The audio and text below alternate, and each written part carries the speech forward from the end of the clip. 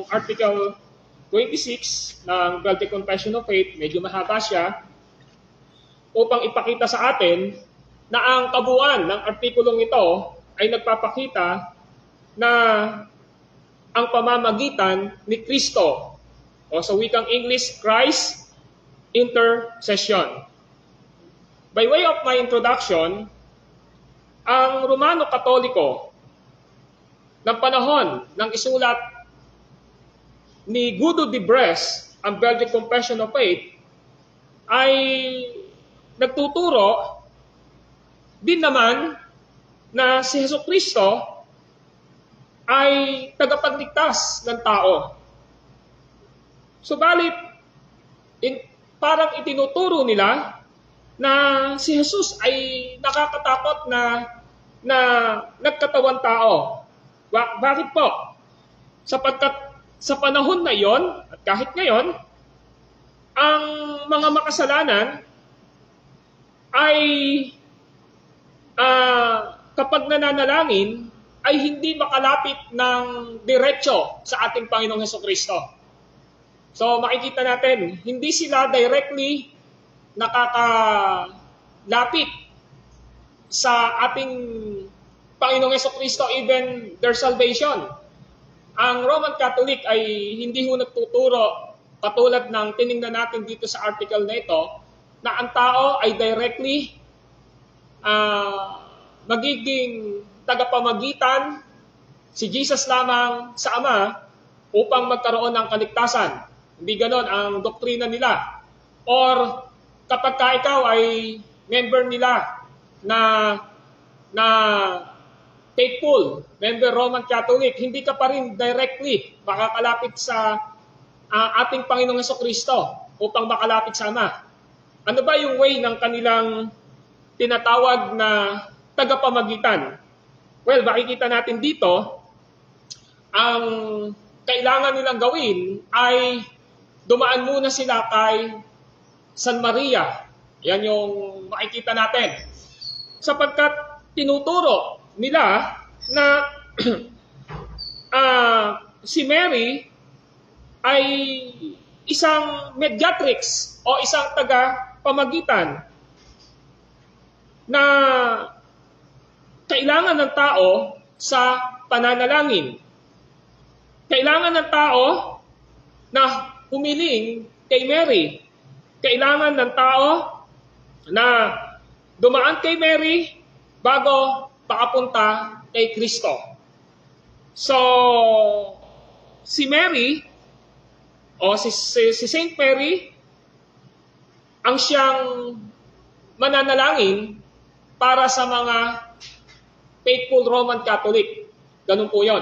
Kaya siguro dito makikita natin, every 5 o'clock, yung Roman Catholic Church dyan, may trumpeta sila dyan. Every 5 ba yun o 6 o'clock, nagpapatugtog sila ng nagdadasal sila ng Hail Mary. Alam niyo bakit po? Ito yung nire-refute ng Reform. Ito yung nire-refute ng mga reformers noong panahon ng 1500, nung humiwalay ang Protestant Reformation ng churches noong 1500. Alam niyo po kasi, ganito yung nagiging way ng pagkasunod-sunod sa Roman Catholic kung paano sila lumalapit sa Diyos.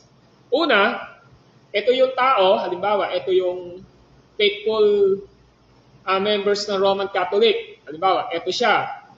So, ang gagawin niya, lalapit siya sa santo. Kuwari, ang sinambahan mo ay sa Castellano.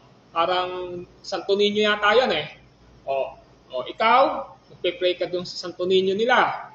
So, si Santo Niño naman nila, na patron nila, lalapit yon kay Mary.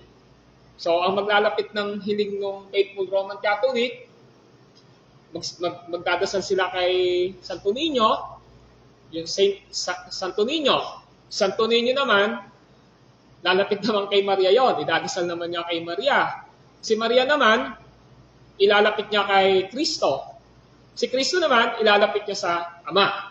So, nakuha niyo yung punto? So, sa kanila, maraming tagapamagitan. At ang problema doon, sa tagapamagitan nila na yon, binibigyan nila ng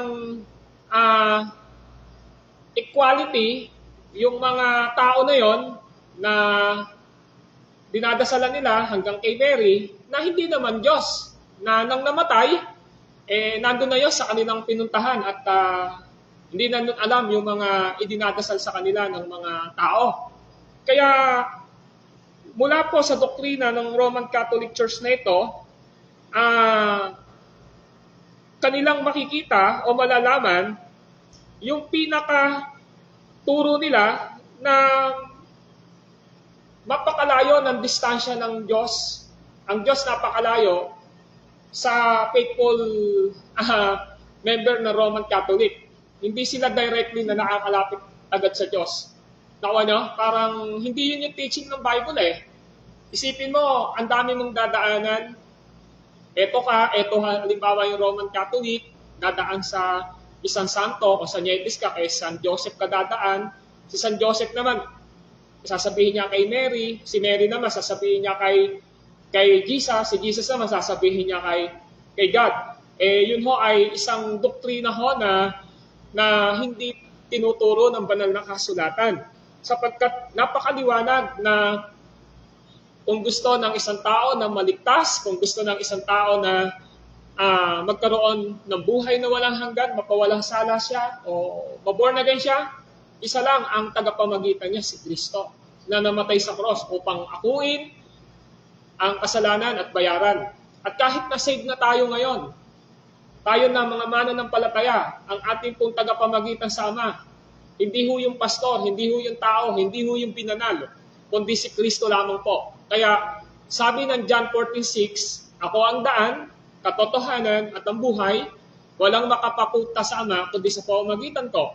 Even sa prayer na si Kristo ho, ano bang hingin ninyo sa pangalan ko ay ibibigay ng Ama sa inyo. Si Jesus po ang ating tagapamagitan. Kaya napakahalaga po ng Article 26 ng 1563 ng isulat ito ni Guido de Bres sapagkat nire-refute, itinatama ang hidwang pananampalataya ng Roman Catholic. Tinatama itong heretical teaching ng Roman Catholic na ito. Now, itong Article 26 ng Belgic Confession ay nagtuturo sa atin ng katotohanan patungkol sa pamamagitan ni Kristo sa kanyang mga anak.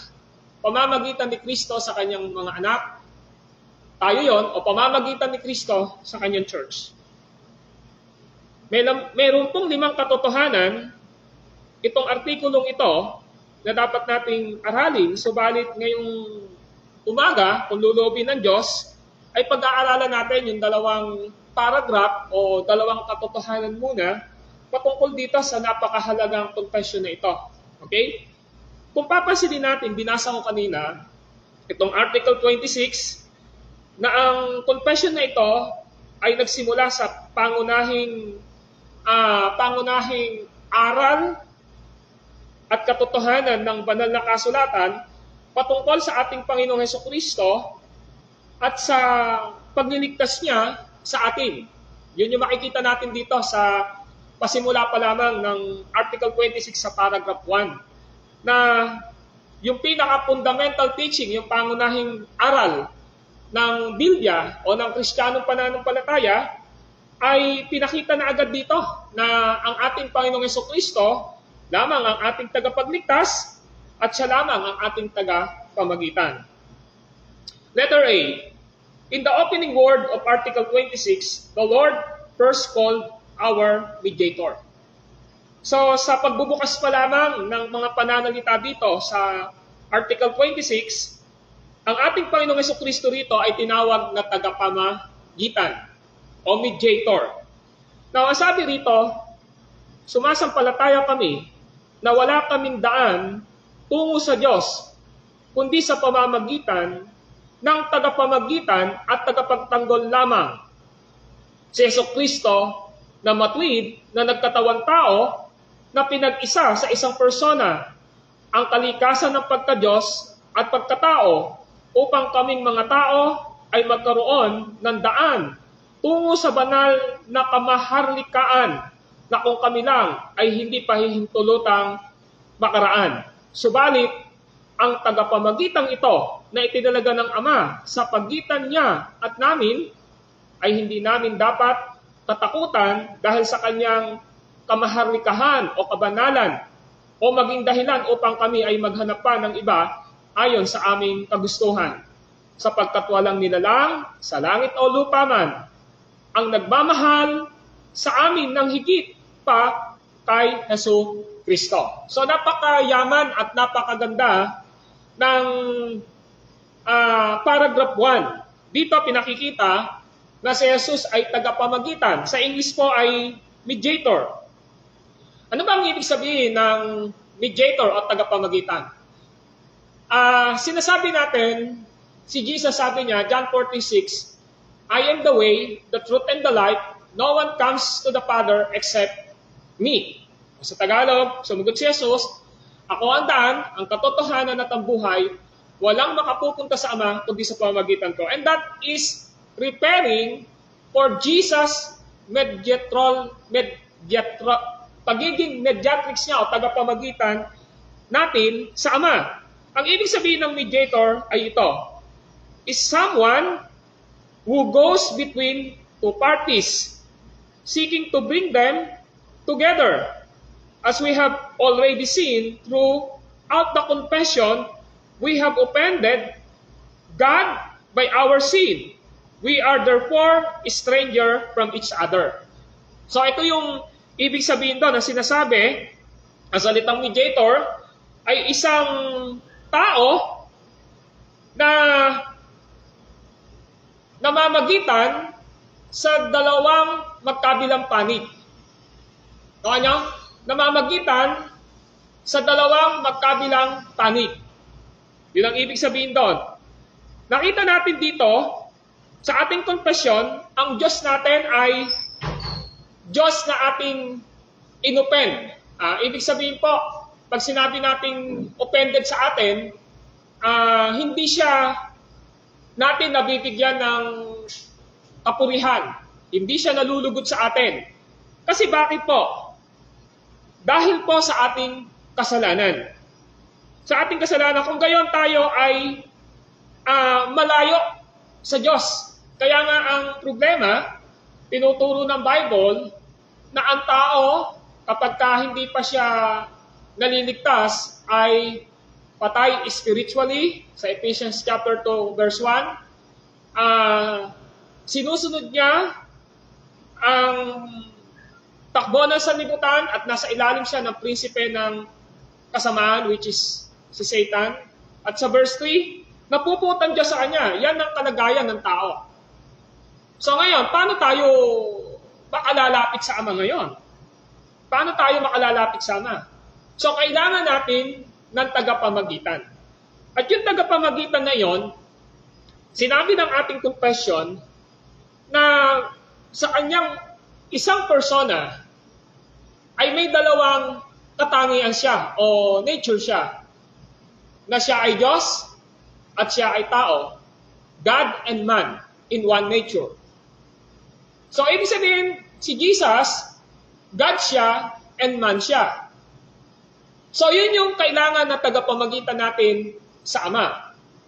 Kung ang tingin lang natin, si Jesus, man lang siya, tao lang siya na tagapamagitan pero hindi natin siya kikilalanin na Diyos, may malaking problema po. Dahil napakalinaw ng banal na kasulatan at ng confession na ang kailangan tagapamagitan ay perfecto, sinless, walang kasalanan. Kaya nga, alam nyo, wala pong qualified na magiging tagapamagitan na galing po sa sabihin natin sa human nature, sa katangiang pagkatao ni Adan, wala ho. Bagamat kailangan manggaling siya sa lineage ng tao, pero makikita natin in Matthew chapter 1 na yung virgin birth ng ating Panginoong Jesucristo, pinaglihi siya sa pamamagitan ng Espiritu Santo. Without natural conception, mula sa binhi ng lalaki o sa binhi ng babae, wala hong nangyaring ganon. Wala hong nangyaring ganon. Kaya na-preserve yung tinatawag na pagiging divine o pagiging sinless ng ating Panginoong Jesucristo. Even in His conception sa sinapupunan ni Mary, kasi nga siya ho ay pinaglihi sa pamamagitan ng Espiritu Santo. So, yun ang ibig sabihin ng salitang mediator, ano? Pangalawa, sa banal na kasulatan, upang ang mga makasalanan ay makalapit sa ating Panginoong Diyos, kailangan nila ng tagapamagitan para sa kanila. Kahit sa Old Testament, kailangan ho nila ng tagapamagitan. Sa Old Testament po, hindi ho diretsang nakalalapit ang maraming tao sa Diyos. Of course, alam natin, in Genesis chapter 3 o in Genesis chapter 2, verbally, nakakausap ni Adan si Yahweh. Ganun din sa panahon ng si Abel at saka si Cain, nakausap nila. Panahon ni Noah, nakausap.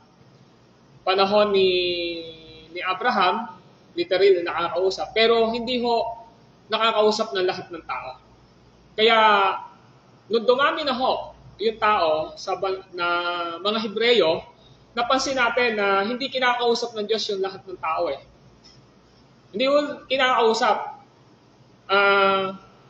Makikita natin sa Exodus 32, si Moises po ay tagapamagitan ng bansang Israel sa Diyos. Kung inyo mapapansin, nang magbigay ang Diyos ng 10 utos, mapapansin natin na yung binigay yung 10 utos kay Moises, siya lang ho yung kinausap. Pinapanik po siya sa bundok ng Sinai. At nakipag-usap si Yahweh doon sa bundok ng Sinai, binigay yung 10 Commandments, tapos ibinaba naman ito ni Moises sa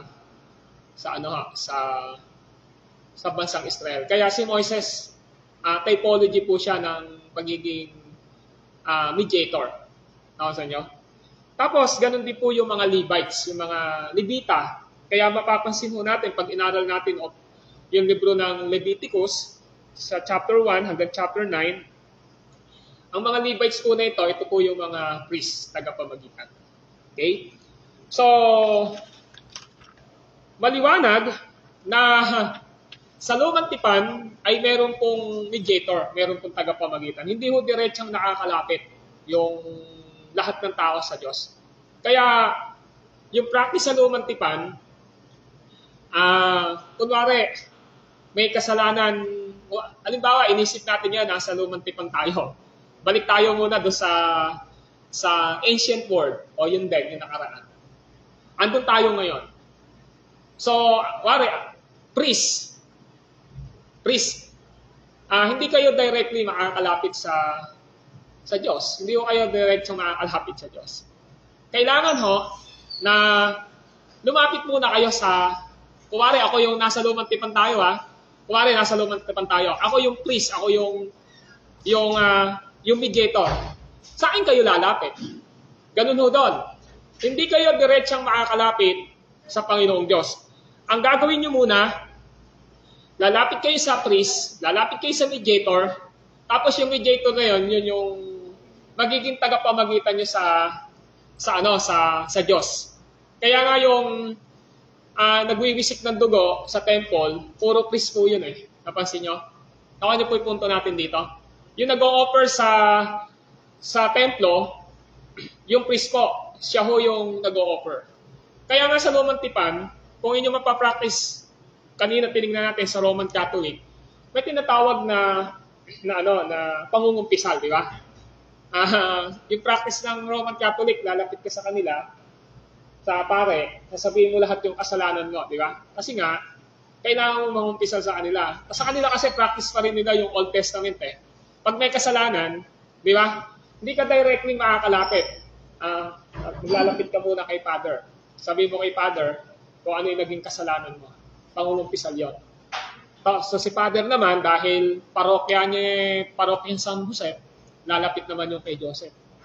Yung pong kasalanan ni Sister Antonia, ganito po, nagnakaw po ng itlog, San Jose. So si San Jose naman, ang gagawin niya, ilalapit naman niya ngayon yung kay Mary. Si Mary naman, ilalapit niya ngayon yung kay Jesus. Si Jesus naman, ilalapit niya ngayon sa Father. Kaya napakarami ho ng tagapamagitan ng Roman Catholic. Pero sa Lumang Tipan, wala hong ganon. Isa lang ho ang nilalapitan. At ang nilalapitan lang ay wala pong iba kundi yung mga priests, yung mga Levites. Nakita natin sa Leviticus chapter 1 hanggang 9, yung mga Levites na ito yung priest nila. And even Moses is typology of priest. Kaya sinabi ko nga ho sa inyo kanina, sa bansang Israel, yung mga Hebrew na yon, hindi ho lahat na yun nakakausap yung si Yahweh. Si Yahweh nakikipag-usap siya kay Moses. Tapos si Moses naman, yun yung binababa niya sa bansang Israel, sa mga Hebreyo. At nung panahon iyon, hindi ho basta-basta nakakapag-direct ang tao sa Diyos. Kailangan dumako sa priest. Pero ang maganda po, in the fullness of time, sa tamang kapanahunan, ang Diyos, Ama, ay sinugo ang kanyang minamahal at nag-iisang anak upang ating maging taga-pamagitan. Katulad nga ho na sinasabi ni Jesus, sa John 14:6, sabi niya, I am the way, the truth, and the life. No one comes to the Father except me. So sa John 14:6, maliwanag na si Jesus, na Diyos, kailangan niya magkatawang tao upang maging tagapamagitan. Ang tagapamagitan na totoo, na katuparan sa Lumang Tipan, uulitin ko, ay merong siyang iisang persona, pero meron siyang dalawang nature, meron siyang dalawang katangian. He is a God and He is a man. That is the nature of mediatrix o tagapamagitan. At yun ay walang iba, kundi ang ating Panginoong Hesukristo. Sabi nga ng 1 Timothy 2:5, one mediator between God and men. So si Jesus ang nag-iisang tagapamagitan natin sa Diyos at sa tao. Wala na pong iba. Kaya nga, pinapakita ngayon sa atin dito sa John 14:6 and even 1 Timothy 2:5, ang katotohanan ito ay isang mapakalalim na kaugnayan sa tipan ng biyaya ng ating Panginoong Diyos. That situation in which God has promised to take a people for Himself through Christ. Yan ho yung pangako ng ating Panginoong Diyos na ang kanyang mga hinirang na makasalanan ay dadalahin niya sa ating Panginoong Hesukristo. Kaya nga 'di ba sabi ni Jesus, walang makalalapit sa akin malibang ilapit siya ng Diyos ng aking Ama sa akin. Walang makalalapit sa Ama malibang dalahin siya ng kanyang Ama kay Kristo. Dalahin ng Ama kay Kristo. At napakaliwanag po diyan in the book of John chapter 17, makikita natin. Even in John chapter 6 or 7, makikita natin yon. So dito pinakikita, dahil kay Kristo, na nag-iisa at katapusan ng pagsasakripisyo, ang banal na kasulatan ay nagtuturo sa Kanya bilang tagapamagitan ng bagong tipan. Now, please open your Bible in Hebrew 9:15. Hebrew chapter 9, verse 15. Hebrew chapter 9, verse 15. Ganito po ang sabi ng salita ng Diyos, Hebrew chapter 9, verse 15. Now listen. Si Kristo ang tagapamagitan ng bagong tipan, sapagkat sa pamamagitan ng kanyang kamatayan, itinatawad ang paglabag ng mga tao noong sila'y nasa ilalim pa ng unang tipan. Dahil dito, kakamtam ng mga tinawag ng Diyos ang walang hanggang pagpapala ng kanyang ipinangako. So, makikita natin dito, si Kristo ang tagapamagitan ng bagong tipan. So when we say New Covenant, the New Covenant, Christ Himself is the fulfillment ng Old Covenant na ginagawa nila. Kaya nga, in Article 25, na-demolish na po yung pinag-aralan natin sa chapter 25, patungkol sa pag-demolish ng law sa lumang tipan, di ba? Kasi nga, inaral natin na si Kristo ang fulfillment ng law. Si Kristo ang fulfillment ng mga paghahandog sa lumang tipan na nasa anyuho ng hayop. Hindi lamang sa Hebrew 9:15, kundi makikita rin natin sa Hebrew 12:24. Ang sabi po ng Word of God sa Hebrew 12:24 ay ganito. Now listen, in verse 24. Lumapit tayo kay Jesus, ang tagapamagitan ng bagong tipan, at sa dugong nabubo, na ang isinisigaw ay kaiba sa isinisigaw ng dugo ni Abel. Kasi si Abel, kung mapapansin natin, in Genesis chapter 4, di ba pinatay siya ni Cain? And then, yung dugo niya, sabing ganon, humihiyaw yung dugo ni Abel, sabi niya kay Cain. That is literally kauna-unahang dugo na binanggit sa lumang tipan. Diba? Yun yung una nating makikita. Pero sinasabi ni Paul dito sa Hebrew na yung dugo ni Abel na yon, kakaiba yon kaysa sa dugong dumating. At yun ay walang iba kundi sa pamamagitan ng dugo ng ating Panginoong Jesucristo. When we say blood, it is the symbol of atonement o pagtutubos ng ating Panginoong Jesucristo o pagbabayad sa ating mga kasalanan. Kaya maliwanag na pinapakita rito sa ating pag-aaral, sa ating unang puntos ng ating pag-aaral na ang Article 26 ng Belgian Confession ay nagpapakita na Christ the one and only mediator. Si Kristo lang po ang nag-iisang tagapamagitan natin. Wala na pong iba. So, sa atin ngayon, na bilang mga mananampalataya, your pastor is not mediator. O sino man pong santo, hindi ho siya mediatrix, hindi ho siya tagapamagitan. And this is the context nung Belgian Confession of Faith, Article 26, kung bakit ito sinulat ni Guido de Bresse noong 1563. Kasi nga, ang konteksto ay walang iba, kundi upang i-correct ang maling aral ng Roman Catholic sa panahon nga na yon. Kasi parang deceiving ang turo na naniniwala ang Roman Catholic na si Kristo ay tagapamagitan, mediator nila. Pero ang pinakamalaking problema, Jesus is not the only one and absolute mediator between man or sinner at sa ating Diyos. Yun nga yung sinasabi natin kanina na parang napakalayo ng tao sa Diyos. Parang ginawang malayo ang Diyos sa tao kahit ligtas ka na. Sipin mo, kahit ligtas ka na, this is a fair explanation ng pag-aaral natin kasi ito yung kaninang pasimula ko na sa mga nahuli po. Sa Roman Catholic, if you are faithful Roman Catholic, hindi ka naman direct makakalapit sa Father eh. Pinag-uusapan natin kanina, may mga time na teaching nila na kapag ikaw nakagawa ka ng mga kasalanan, kailangan mo mangumpisal kay Father. Tama po ba? So, in that way, hindi ka agad makalapit sa Ama. So, kahit di ka dumaan kay Father, di ba? Pupunta ka sa isang simbahan. Kaya nga may anong sila ron eh, may patron sila doon eh. Yeah? Sa patron na yon, doon ka magdadasal. Yeah?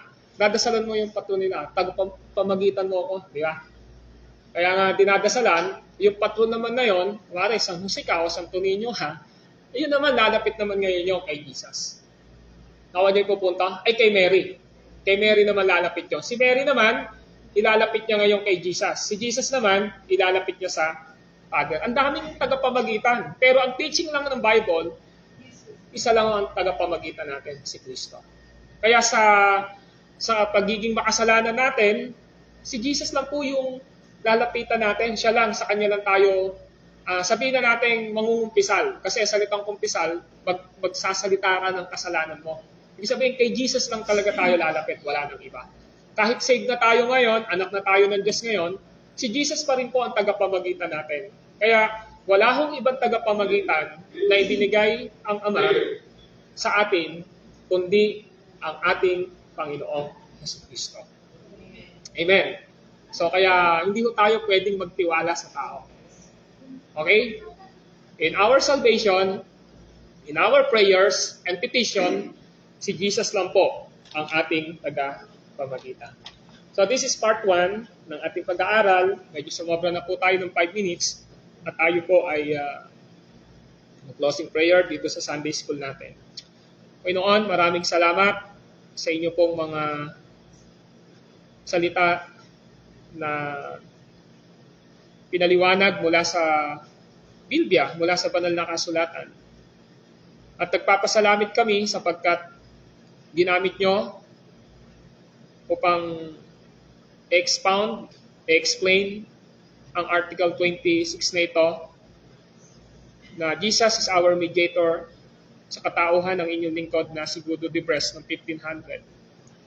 Systematically, napakaganda ng kanyang pagka-interpret, pagkapaliwanag patungkol sa pagiging mediator ng aming Panginoong Hesus. Lord, tulungan nyo kami na ang kaligtasan namin ay patuloy na ilagay namin at iasa namin sa aming Panginoong Hesukristo. Dahil ang salvation namin ay na kay Kristo lamang, na sa kanyang person, siya ay Diyos at siya ay tao. He is a God and He is a man. He is a God dahil perpekto siya na tagapagligtas namin.